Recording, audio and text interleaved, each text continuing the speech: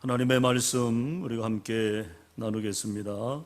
요한복음 11장 17절로 27절까지 신약성경 요한복음 11장 17절로 27절입니다.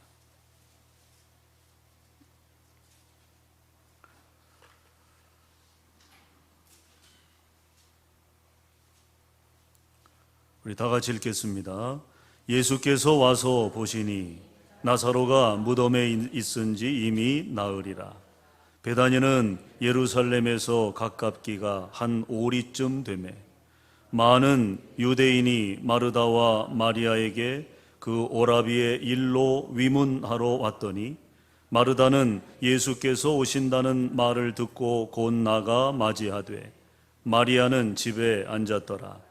마르다가 예수께 여짜오되 주께서 여기 계셨더라면 내 오라버니가 죽지 아니하였겠나이다. 그러나 나는 이제라도 주께서 무엇이든지 하나님께 구하시는 것을 하나님이 주실 줄을 아나이다. 예수께서 이르시되 내 오라비가 다시 살아나리라. 마르다가 이르되 마지막 날 부활 때에는 다시 살아날 줄을 내가 아나이다. 예수께서 이르시되 나는 부활이요 생명이니 나를 믿는 자는 죽어도 살겠고 무릇 살아서 나를 믿는 자는 영원히 죽지 아니하리니 이것을 네가 믿느냐. 이르되 주여 그러하외다. 주는 그리스도시요 세상에 오시는 하나님의 아들이신 줄 내가 믿나이다. 아멘.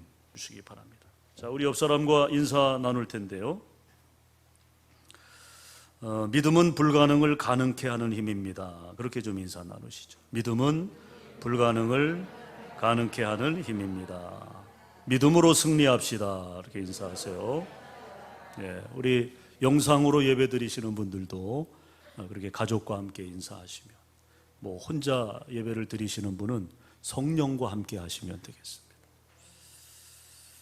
자, 오늘 믿음의 권세를 가지고 라는 제목으로 말씀을 나누려고 합니다.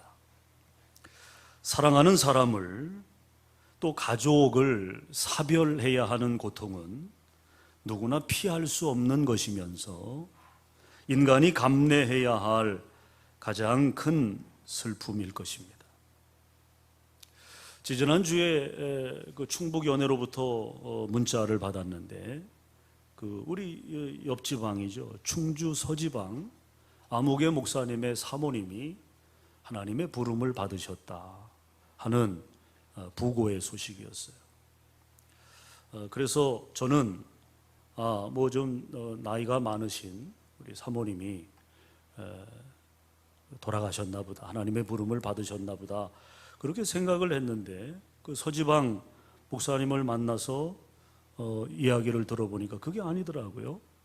돌아가신 사모님의 나이가 69년생이니까 50대 이제 초반 뭐 이렇게 된 거 아닙니까? 근데 백신을 맞고, 코로나 백신을 맞고 사망한 그런 사례가 된 거예요. 너무 마음이 아프더라고요. 아직 한창이시고 또 결혼을 이렇게 일찍 하지 않고, 목사님도 사모님도 늦게 이렇게 결혼을 하셨다고 그래요. 그래서 이제 아이가 없는 그런 종의 가정인데, 아무튼 그렇게 참 안타까운. 그래서 하나님이 어떤 뜻이 계실까, 어떤 뜻이 계셔서 그 가정에, 또 그 교회는 얼마나 힘들겠어요. 그래서 참 마음이 한동안 먹먹했던 그런 일이 있었습니다. 오늘 본문도 한 가정에 임한 사별의 큰 슬픔이 소개되고 있습니다. 망자의 이름은 나사로입니다. 나사로. 장례식장은 베다니 장례식장입니다. 베다니는 예루살렘 동남쪽 3km 지점, 멀지 않은 거죠. 고원에 위치한 암석 위에 세워진 동네입니다. 현재는 베단이라고 불리지 않고 나사로의 이름을 기념하여 엘 아자리에라고 하는, 이 말은 나사로의 동네 그런 뜻이에요. 지금 현재 지명이 그렇습니다. 엘 아자리에, 나사로의 동네라고 불리고 있습니다. 망자는 3남매 중 유일한 남자 형제입니다. 그러니까 그 가정의 대들보가 무너진 그런 상황이 된 거죠. 마르다의 이름 뜻을 보면 여주인이라는 뜻입니다. 마르다는 여주인. 그 가정 안에서 여주인으로서 가정 살림에 관한 실질적인 역할을 마르다가 했다면, 가부장 사회, 유대 사회는 가부장 사회 아닙니까? 그 가부장 사회에서 가정 외적인 부분, 즉 경제적인 부분이나 가정 경제나 또 대외적인 일들은 누구의 몫이었을까요? 그게 나사로의 몫이었겠죠.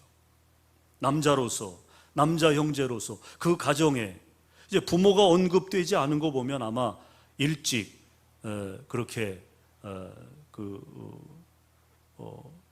부모님을 여인, 이제 그런 형제들로 보여집니다. 그러니까 나사로의 역할이 상당히 컸음을 우리가 알 수 있겠죠. 그러니까 그의 죽음이 그 가정으로서는 큰 어려움이고 위기인 것입니다. 자, 어쨌든 이 가정의 장례가 성경에 소개됐어요. 그 이유는 먼저 단순한 관점에서 오늘 본문이 속한 5절 말씀에 보면, 5절 한번 보실까요? 5절 다 같이 시작. 예수께서 본래 마르다와 그 동생과 나사로를 사랑하시더니. 자, 이미 예수님께서 이들과 친분 관계가 있으셨다는 거예요. 그래서 본래 마르다와 그 동생 나사로를 뭐 하셨다? 사랑하셨다. 라고 말씀하고 있는 것처럼 사실 베다니 그들의 집은 예수님의 쉼터였다는 것입니다. 자주 베다니를 방문하셨고, 베다니 그들의 집을 주님께서 방문해서 거기서 쉬기도 하시고 또 음식을 드시기도 하시고 했던 그런 교제의 장이었다는 거죠. 그래서 마태복음 21장 17절, 또 누가복음 10장 38절에서 42절 말씀에 보면 예수님께서 이 베다니 나사로의 집을 자주 방문하셨음을 확인할 수 있습니다. 그러니까 가족처럼 지내시는 거예요. 가족처럼. 주님이 그래서 그들을 사랑하셨다라고 5절에 기록하고 있는 것입니다. 사랑했다 하는 이 의미는 굉장히 깊은 관계를 표현하는 것입니다. 그런 그 가정에 휘몰아친 나사로의 죽음이 불러온 큰 슬픔과 불행, 그러나 누구도 피할 수 없고 누구도 예외일 수 없는 모든 인생, 모든 가정이 겪게 되는 죽음으로 인한 그 불가항력적 절망을 예수님은 다시 사는 부활의 기쁨으로 역전시켜 주시면서, 그것이 곧 인류 구원을 위해 주님이 가야 하실 길이고 주님이 가지신 신적 권세이며, 또한 우리 믿는 그리스도인들이 경험하게 될 실제적이고 영적인 과정임을 당신의 공생의 지상사역을 마무리하시면서 예수님께서 마지막으로 최종적으로 보여주신 표적이 바로 오늘 본문의 사건인 것입니다. 그런 의미에서 나사로를 비롯한 3남매와 예수님과의 친분, 또 나사로의 죽음과 다시 살리심, 이러한 일련의 과정에서의 주님과의 인과관계는 매우 특별한 아주 묵직한 특별함을 우리에게 나타내주고 있다는 거죠.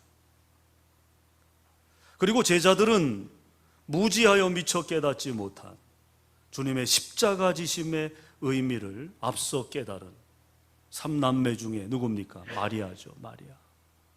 마리아는 예수님이 가야 하실 그 길을 이미 깨달아 알고 있었다는 거예요.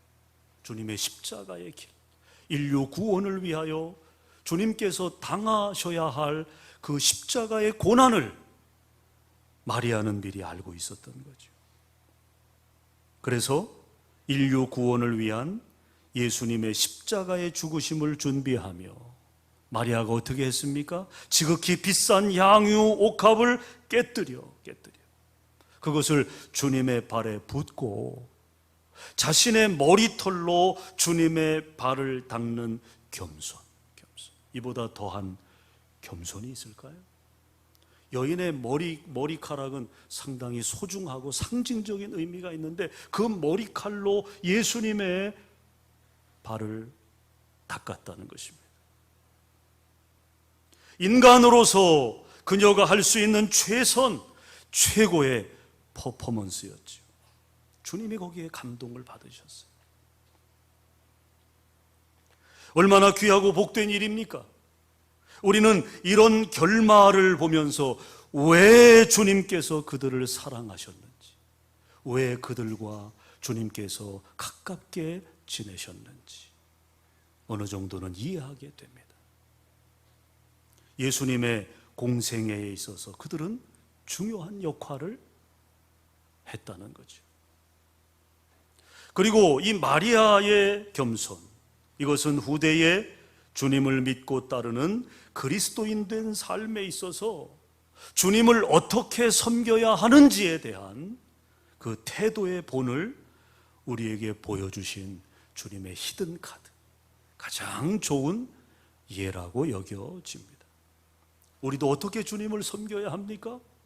마리아의 그 행위 속에서, 그의 그 태도 속에서 우리는 답을 얻게 되는 거죠. 가장 소중한 것을 드리는 거예요. 제자들은 그것을 미처 깨닫지 못했기 때문에 그것을 허비라고 낭비라고 마리아를 야단쳤지만, 그러나 마리아의 마음은 그게 아니죠. 주님을 위해 자기가 할 수 있는 가장 귀한 것, 최선의 것을 주님 앞에 드릴 수 있었던 것입니다.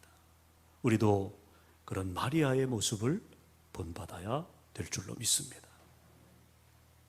그런데 저는 오늘 마리아가 아니라 그의 언니 마르다가 가졌던 그녀의 믿음을 주목하면서 그 믿음이 갖는 권세의 의미를 함께 나누고자 합니다. 자, 27절 우리 한번 보십시오. 27절. 자, 27절에서 마르다는 예수님께서 죽은 자기의 오라비를 살려주시기 전에 이미 주님을 향한 그녀의 고백이 있었음을 알려주고 있습니다. 그것은 바로 예수님은 그리스도시요 세상에 오신 하나님의 아들이라고 하는 바른 신앙의 고백입니다. 이 고백은 주를 따르는 모든 성도들에게 귀감이 될 만한 훌륭한 믿음의 고백, 100점짜리 믿음의 고백이에요. 주가 누구라고요? 그리스도라고요. 그리스도. 주는 그리스도. 세상에 오신 누구라고요? 하나님의 아들이라고. 하나님의 아들.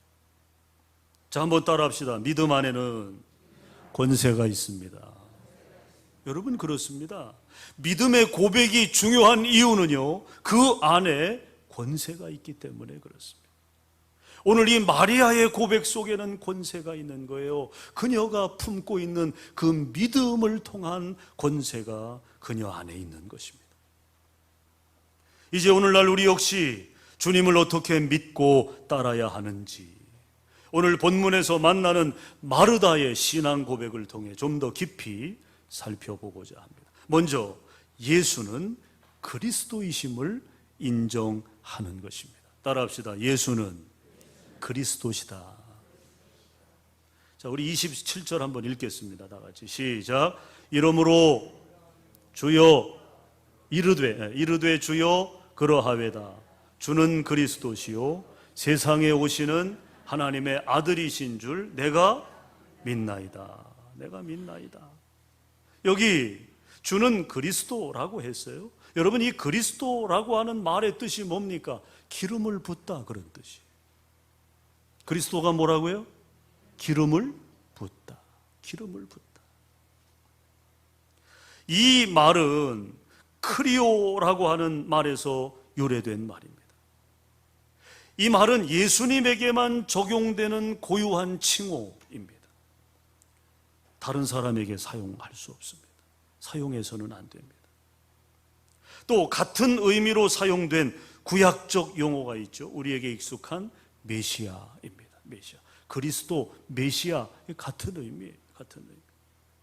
이 메시아는 본래 구약 시대에서 기름 부음 받은 자였던 왕, 또 제사장, 또 선지자, 예언자들을 가리키는 용어로 사용되었던 것을 봅니다.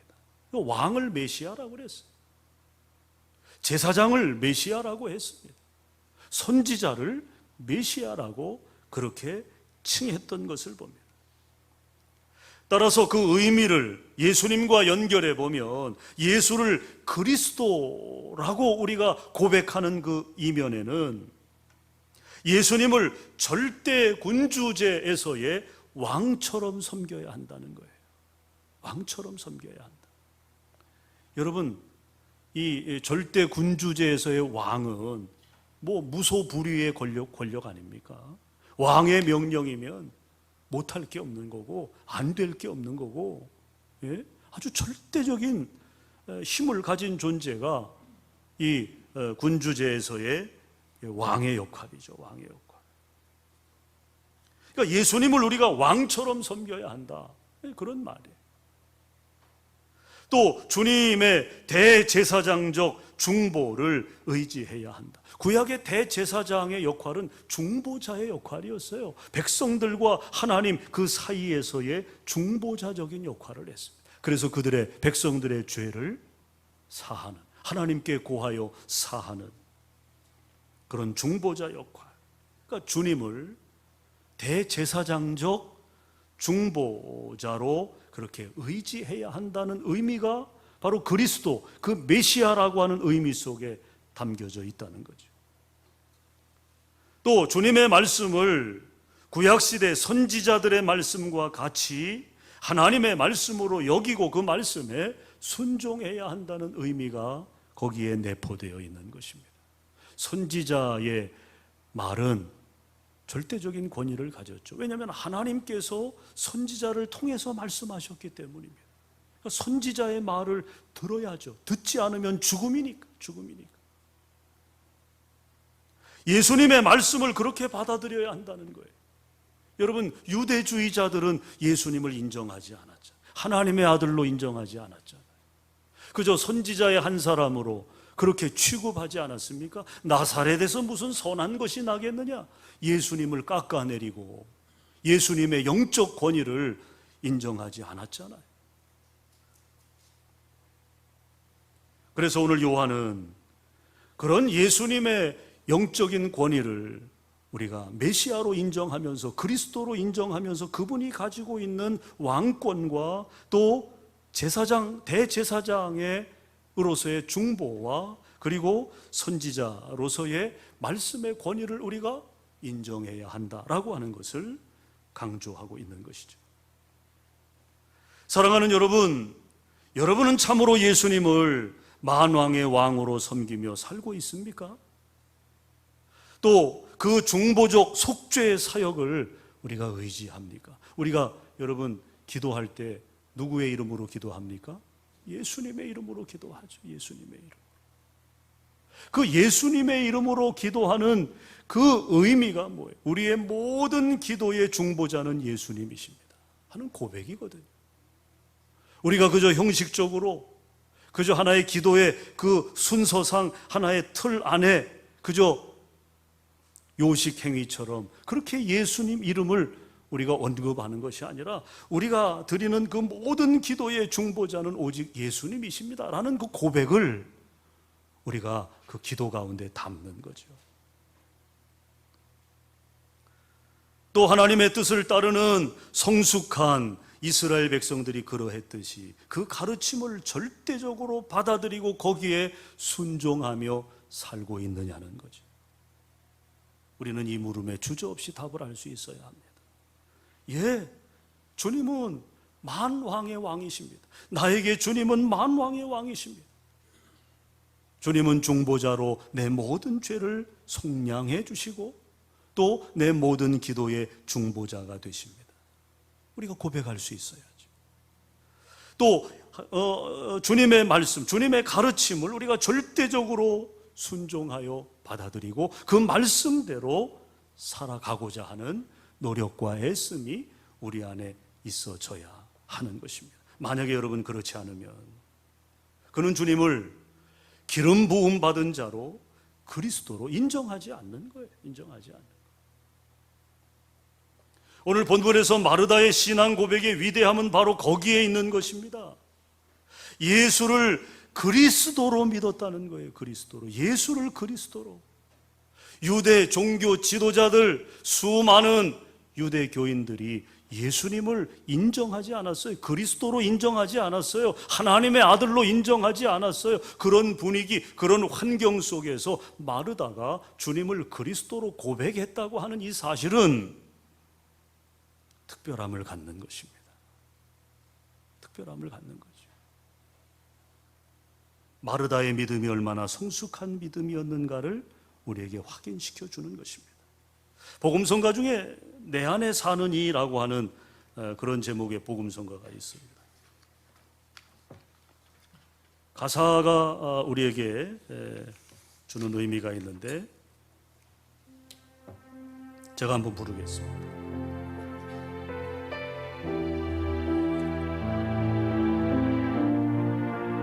내 안에 사는 내 안에 사는 예수 그리스도니 나의 죽음도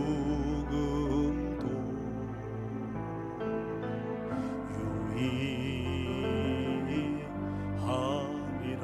다시 한번요. 내 안에 사느니 예수 그리스도니 나의 죽음도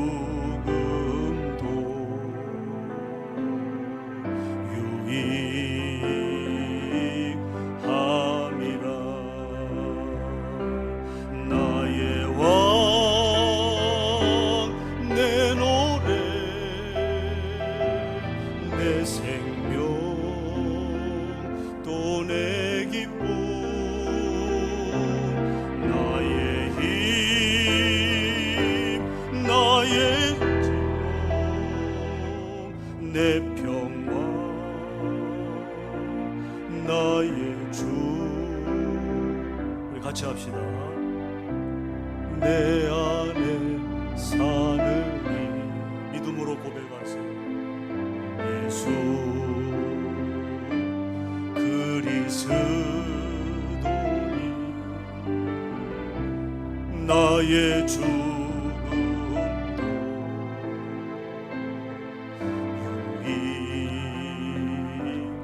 유익함이라.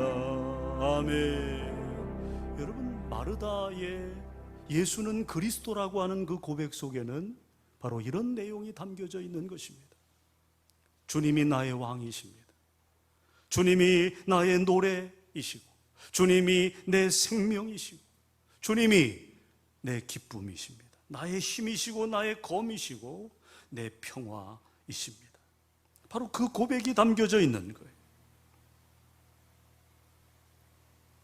자, 여러분, 그 믿음이 오늘 22절에서 어떻게 고백되어지고 있습니까? 22절 한번 보실까요? 22절 시작. 그러나 나는 이제라도 주께서 무엇이든지 하나님께 구하시는 것을 하나님이 주실 줄을 아나이다.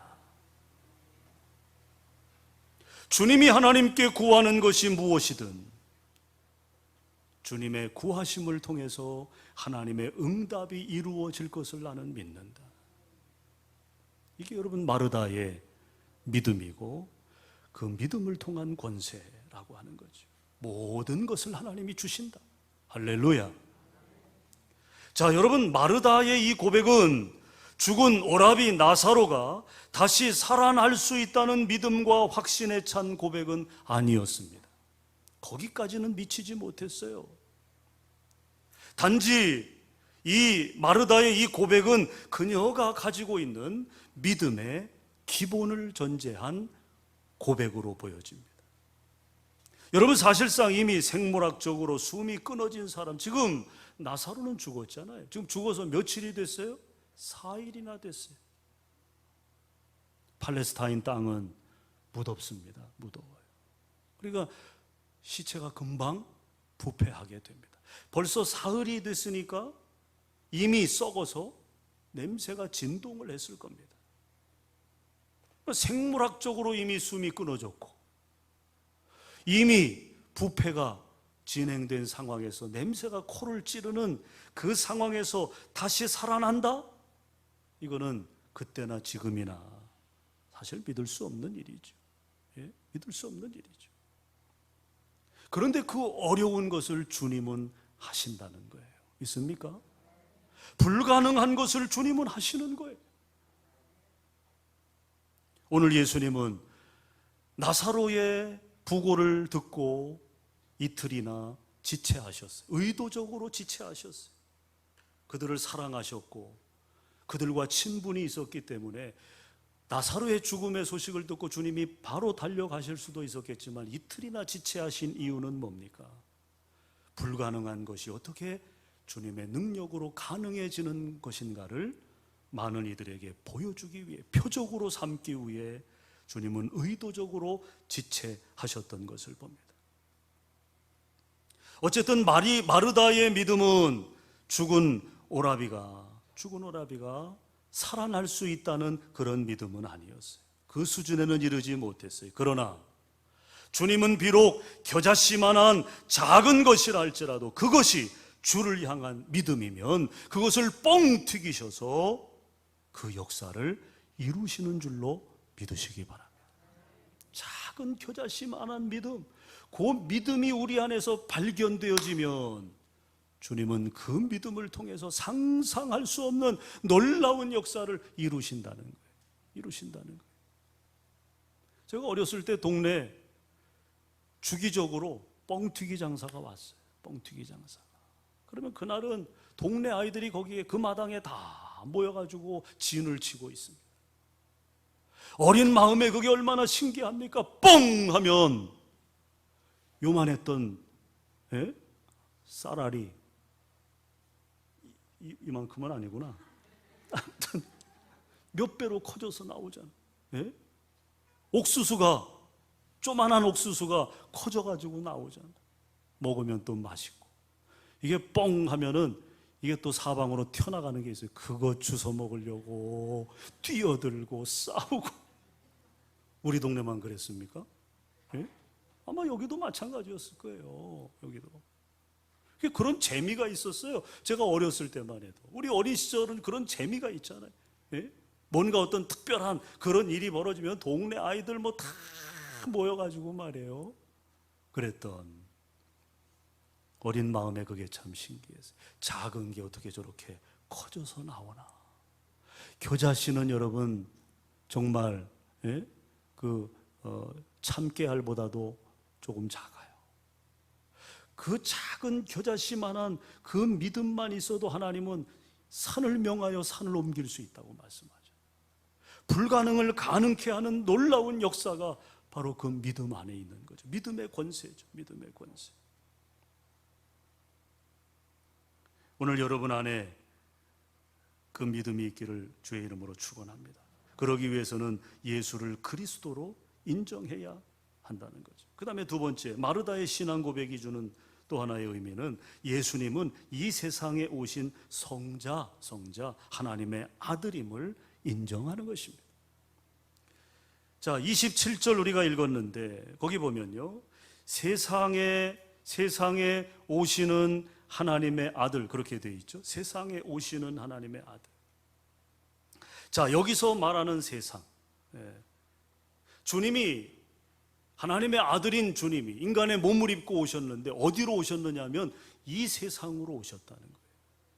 자, 성경은 이 세상을 어떤 곳으로 설명합니까? 마가복음 16장 15절에 보면요, 사람이 살고 있는 온천하라고 되어 있어요.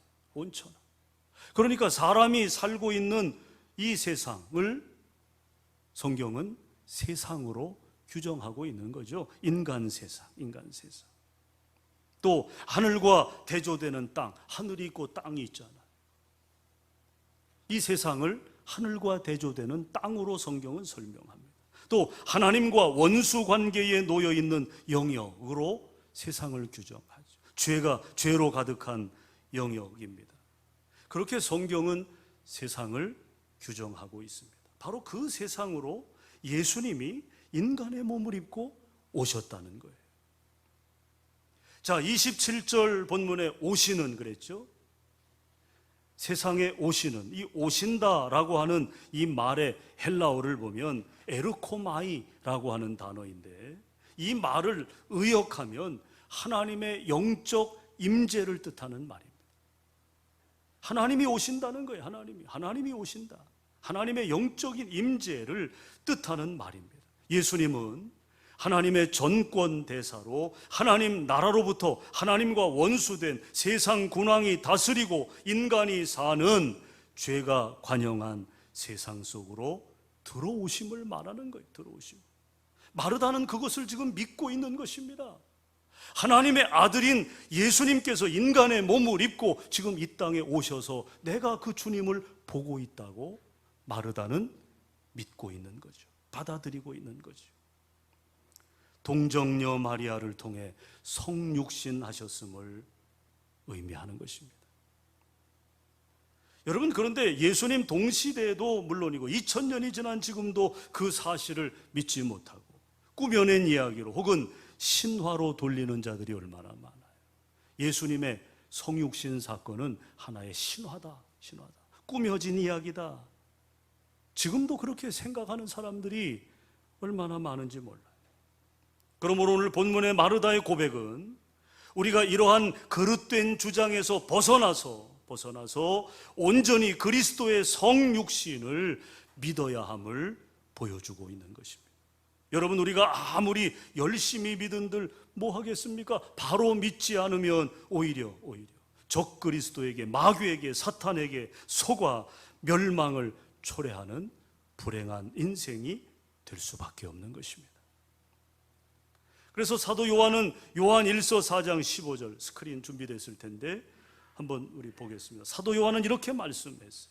우리 다 같이 읽겠습니다. 시작. 누구든지 예수를 하나님의 아들이라 시인하면 하나님이 그의 안에 거하시고 그도 하나님 안에 거하느니라. 여러분, 그렇습니다. 우리가 예수님을 하나님의 아들로 시인할 때에만 비로소 하나님이 우리 안에 거하시고 우리 역시 하나님 안에 있게 된다는 말씀인 것입니다.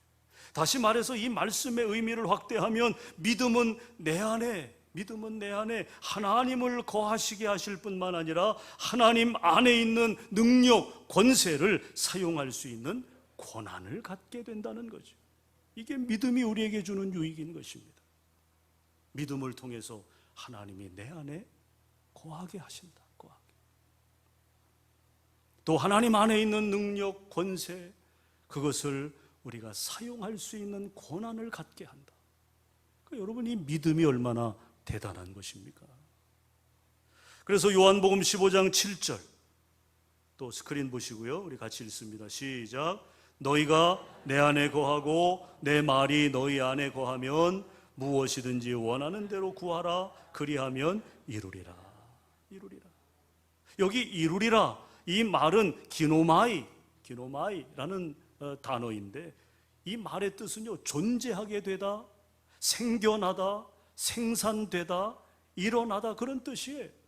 그러니까 없는 것에서부터 새로운 게 만들어진다, 그 말이죠. 우리가 갖는 이 믿음의 능력, 믿음의 파워는 그런 것입니다. 무에서 유를 만드는 거예요. 무에서. 기노마이, 존재하게 되는 것입니다. 생겨나는 것입니다. 생산되는 것입니다. 농사 짓는 분이 처음 농사를 지을 때 언제가 가장 감격스러울까요, 여러분? 언제가? 내가 땀 흘려 씨를 뿌리고 또 물을 주고 풀 뽑아주고 가꾸었는데 거기에서 뭐가 나올 때? 열매가 나올 때, 열매가. 그때 그 열매를 보면서 초보 농부는 그것이 너무너무 신기하겠죠. 예? 또 너무 기쁘겠죠. 여러분, 그렇습니다. 우리의 믿음은 없는 것에서부터 있는 것을 만들어내는 힘이라는 거예요. 오늘도 우리가 믿음에 있어 이제 그 원론적인 내용을 나누고 있는데 여러분에게 한번 묻겠습니다. 여러분 분명하게 믿음으로 고백하시기 바랍니다. 여러분은 예수님을 그리스도로 믿습니까? 다시 말해 그의 왕권을 인정하고 섬기며 또 대제사장적 중보직을 인정하여 의지하며 또 선지자직을 인정해 그 말씀을 순종하는 마음으로 지키느냐? 바로 그 물음이거든요. 이것이 없이는 우리의 믿음은 헛것이다. 또 여러분은 예수 그리스도께서 육체를 입으시고 인간 역사 안으로 들어오신 하나님의 아들이심을 믿습니까?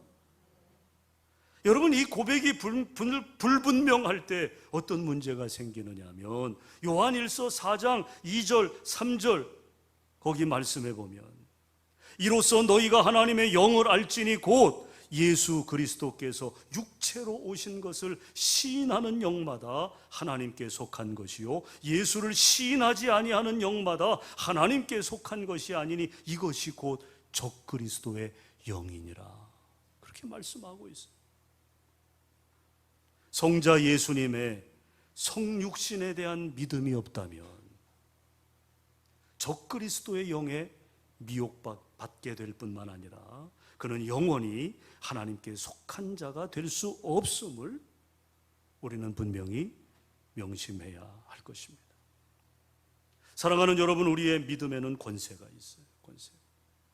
예수 그리스도를 통해 주어진 권세입니다.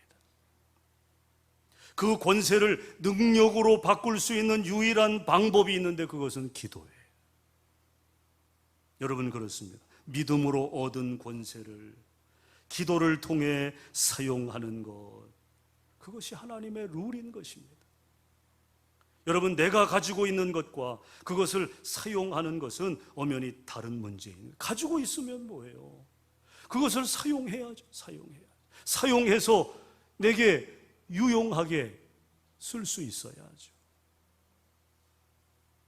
아무리 좋은 것을 가지고 있으면 뭐합니까? 그것이 요긴하게 사용되어져야 가치가 있는 거죠. 가치가. 그러므로 기도하지 않으면서 힘들다고 말하지 마십시오.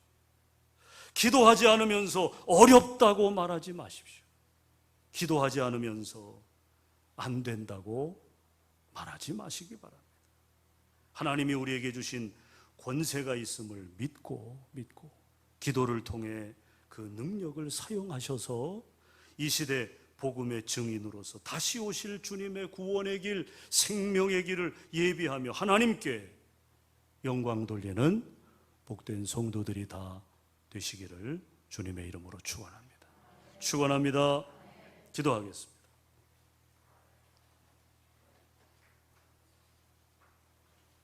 살아계신 하나님, 오늘 우리에게 믿음을 허락해 주시고 그 믿음을 통해 예수는 그리스도시며 예수는 이 땅에 인간의 몸을 입고 오신 하나님의 아들로 우리의 모든 죄를 대속해 주시기 위한 하나님의 사자임을 우리가 믿음으로 고백합니다.